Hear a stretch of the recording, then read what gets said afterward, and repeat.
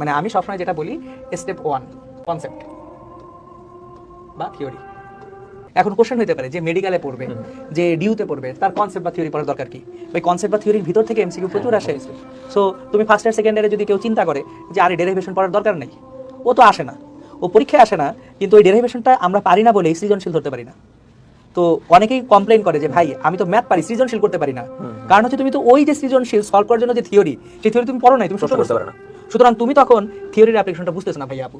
তো স্টেপ 1 হচ্ছে কনসেপ্ট বা থিওরি পড়বো। স্টেপ 2 উদাহরণের ম্যাথ ধরে ধরে করতে হবে। অনেকেরই এই বিষয়ে একটা প্রচন্ড গাফিলতি আছে।